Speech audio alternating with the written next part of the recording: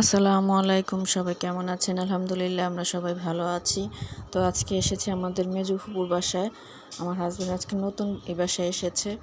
তো আমার ফুপু ওর বাবার জন্য ডালা সাজিয়েছে, দেখেন, নতুন জামাই হিসেবে।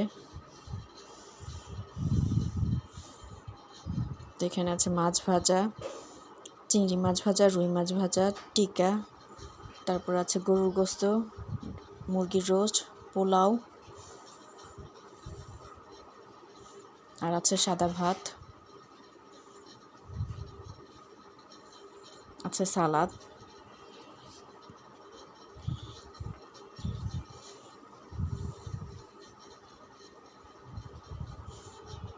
তো নতুন জামাই হিসেবে খুব আয়োজন করেছে।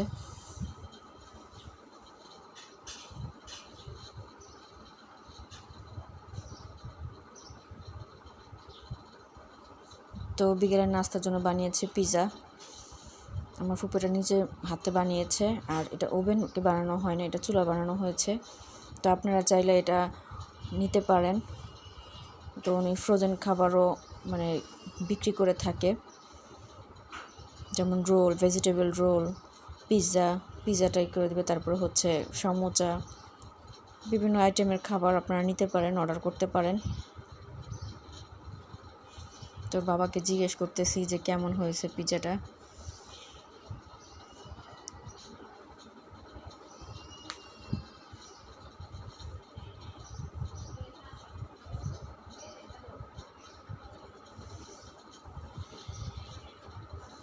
আলহামদুলিল্লাহ, পিৎজাটা অনেক মজা হয়েছে, আর এত সুন্দর হয়েছে, এত সফট হয়েছে।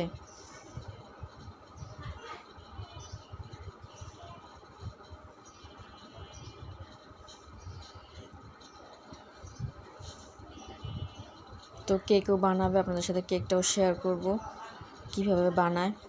তো কেকের ভিডিওটা আমি আপনাদেরকে পরবর্তীতে দিব।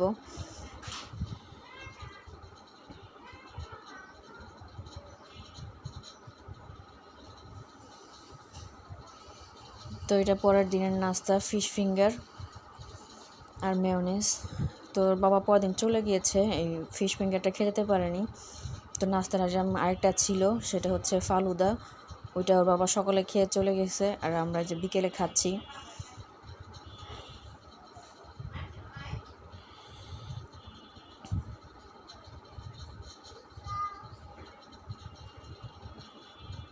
এই যে ফালুদার মধ্যে কেক, আঙ্গুর, কলা, খেজুর, আপেল এগুলো দিয়েছে।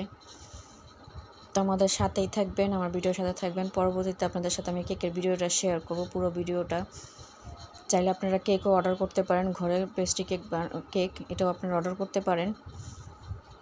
দুধটা একটু শুকিয়ে গেছে, নুডলসটা আপনার বেশি হয়ে গেছে ফালুদার মধ্যে, যার কারণে দুধটা শুকিয়ে গিয়েছে।